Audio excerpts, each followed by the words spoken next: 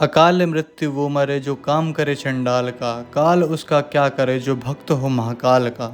एक ऐसी नगरी जहाँ समय के स्वामी स्वयं महादेव हैं। भारत के 12 ज्योतिर्लिंगों में से एक उज्जैन श्री महाकालेश्वर ज्योतिर्लिंग। अगर आप भी बाबा महाकाल के दर्शन का प्लान बना रहे हैं तो ये कंप्लीट गाइड वीडियो आपके लिए ही है। आज हम बात करेंगे दर्शन टाइमिंग, भस्म आरती बुकिंग, कैसे पहुँचें, कहाँ रुकें और सावन में आने के विशेष महत्व के बारे में। महाकाल ज्योतिर्लिंग को दक्षिण मुखी माना जाता है, जो तंत्र और आध्यात्मिक दृष्टि से पूरे संसार में अकेला दक्षिण मुखी ज्योतिर्लिंग है। यहाँ आने से अकाल मृत्यु का भय समाप्त हो जाता है। सावन के महीने में यहाँ आने का महत्व अनंत गुना बढ़ जाता है। हर सोमवार को निकालने वाली बाबा महाकाल की सवारी देखने लाखों लोग आते हैं, जहाँ बाबा स्वयं अपनी प्रजा का हाल जानने नगर भ्रमण पर निकलते हैं। उज्जैन को पहले अवंती और अवंतिका के नाम से जाना जाता था। पुराणों के अनुसार महाकाल मंदिर का अस्तित्व युगों पुराना है। इसकी स्थापना स्वयं प्रजापिता ब्रह्मा जी के समय से जुड़ी हुई मानी जाती है। सुबह 4 बजे होने वाली महाकाल की भस्म आरती जीवन और मृत्यु के अंतिम सत्य का प्रतीक है। भस्म का मतलब है एक दिन सब कुछ मिट्टी में मिल जाना है। सिर्फ शिव सत्य है। जो व्यक्ति इस आरती को अटेंड करता है उसके सभी पाप और अकाल मृत्यु का भय हमेशा के लिए दूर हो जाता है। ये है सुबह 4 बजे भस्म आरती की लाइन। हम जा रहे हैं बाबा महाकाल के दर्शन करने। बाबा महाकाल के दरबार में मुख्य रूप से 5 आरतियाँ होती हैं, जिनका अपना अलग महत्व है। भस्म आरती पहली, जो सुबह 4 से 6 बजे के बीच में होती है। दूसरी नैवेद्य आरती, जो सुबह 7:30 से 8 बजे के बीच में होती है। तीसरी होती है भोग आरती, जो दोपहर 10:30 से 11:30 के बीच में होती है। फिर चौथी होती है संध्या श्रृंगार आरती, जो शाम 7 से 7:30 के बीच में होती है। और 5वीं आखिरी आरती होती है, जो होती है शयन आरती, जो रात के 10:30 बजे से 11 के बीच में होती है। तो लगभग हमको आधे को घंटे हो चुके हैं लाइन में लगे हुए, और सुबह की भस्म आरती हम अटेंड करने वाले हैं 4 बजे वाली। तो अभी देखते हो कितना टाइम लगने वाला है। फाइनली आरती हो गई है सुबह की, और सुबह की आरती के बाद लगभग 1-2 घंटे 2 घंटे से आगे लग गए हमको लाइन में, और अब हम फाइनली दर्शन करने वाले हैं। और काफ़ी ज़्यादा एक्साइटेड हूँ मैं, दर्शन करने आ रहे हैं फाइनली। और ये इतना हम पीछे आ चुके हैं यहाँ से, ये देख सकते हो गाइस कितनी ज़्यादा एक्साइटमेंट है। और अभी भी थोड़ी सी लाइन बची हुई है 2 घंटे दर्शन करने के बाद, लेकिन रुक रुक के कम चल रही है, मतलब फास्ट चल रही है। और ये लाइन में यहाँ पे बेंचेस भी लगी हुई हैं, जैसे कोई एल्डर सिटीजन वगैरह आए या कोई खड़े खड़े थक गए हों तो उनके लिए। और फिर आती है वो घड़ी जब आप गर्भगृह के ठीक सामने आते हैं। अंधेरे गर्भगृह में दीपकों की रोशनी के बीच स्वयंभू श्री महाकालेश्वर ज्योतिर्लिंग पर जब आपकी पहली नज़र पड़ती है, भांग, चंदन और फूलों से सजा दिव्य दरबार, ऊपर से लगातार गिरती जलधारा और चांदी का नाग लिपटा हुआ, उस पल में शरीर में गूज़बम्स आ जाते हैं। आंखें नम हो जाती हैं और दिमाग के सारे विचार शांत पड़ जाते हैं। लगता है समय वहीं ठहर गया हो। सारी थकान, सारे दुख गायब हो जाते हैं और सिर्फ अस्तित्व महसूस होता है। महाकाल दर्शन के बाद अगर यहाँ नहीं आए तो उज्जैन की यात्रा अधूरी मानी जाती है। यह है उज्जैन के विश्व प्रसिद्ध श्री काल भैरव मंदिर, जहाँ भगवान को किसी फूल या मिठाई का नहीं बल्कि सीधे मदिरा का भोग लगाया जाता है। और सबसे बड़ा चमत्कार ये है कि जैसे ही प्याली भगवान के मुख पर लगाई जाती है, मदिरा पलक झपकते ही गायब हो जाती है। तंत्र परंपरा के अनुसार भगवान काल भैरव को उज्जैन नगरी का सेनापति और कोतवाल माना जाता है। मान्यता है महाकाल के दर्शन के बाद काल भैरव की आज्ञा और दर्शन लेना अनिवार्य है, तभी दर्शन का पूर्ण फल मिलता है। गर्भगृह में पुजारी जी बोतल खोलकर एक चांदी या स्टील की प्याली में मदिरा निकालते हैं और मूर्ति के होठों से लगाते हैं। कुछ ही सेकंड में पूरी प्याली खाली हो जाती है।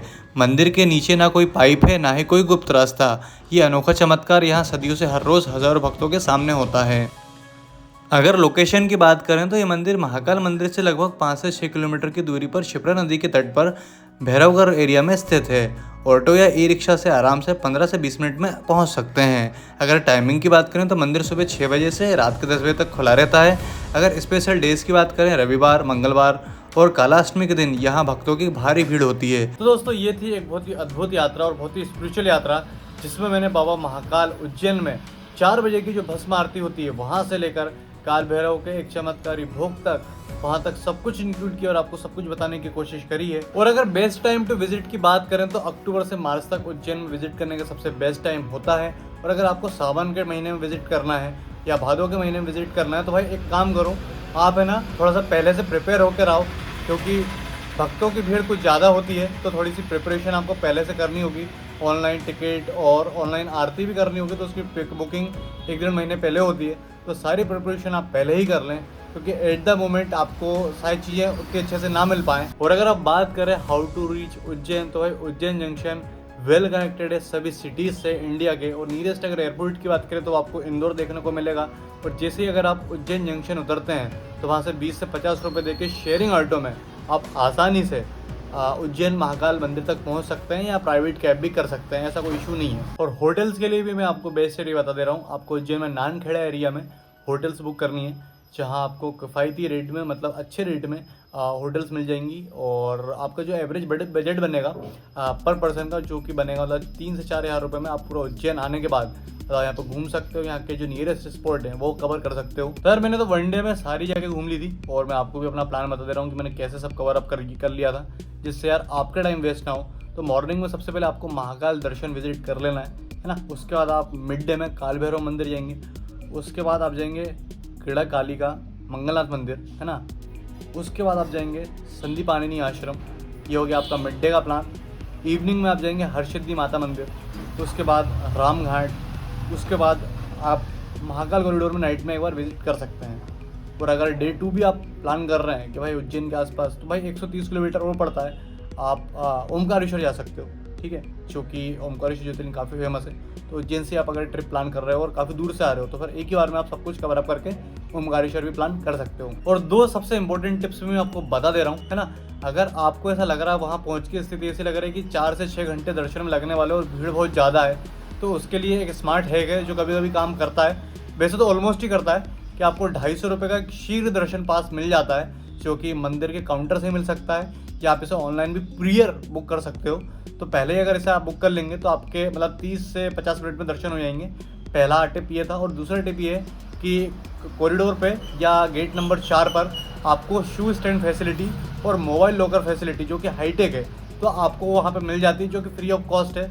तो आपका मोबाइल और शू आप रख सकते हो, जो कि इंपॉर्टेंट भी होता है, तो आप इसको सेफली रख के और दर्शन करने के लिए आगे बढ़ सकते हो। So thank you so much guys, दिल से आपने ये ब्लॉग यहाँ तक देखा। तो कमेंट में सबसे पहले तो जय श्री महाकाल टाइप कर दीजिए और लिख दीजिए, और आपका कैसा एक्सपीरियंस रहा उज्जैन घूमने का वो भी मुझे बताइए। कोई क्वेश्चन या क्वेरी आपकी हो तो वो भी मुझे बताइए। एज सुन एज पॉसिबल मैं आपको रिप्लाई करके कि उज्जैन में कोई चीज़ समझ में नहीं आ रही है, कैसे ट्रैवल करें, कहाँ रुके, कौन सा होटल लें, सारी चीज़ें मैं आपको प्रॉपर तरीके से गाइड कर दूंगा। तो कमेंट बॉक्स आपके लिए पूरा खुला है। और भाई उज्जैन विजिट करना मस्ट है, बिल्कुल करो। फैमिली के साथ पूरा एक प्लान बनाओ, दोस्तों के साथ बनाओ, तो मज़ा आ जाएगा। आपको दर्शन करने में एक अलग ही अनुभव महसूस होगा, ठीक है। तो मिलते हैं नेक्स्ट ब्लॉग में, तब तक के लिए जय श्री महाकाल, हर हर महादेव।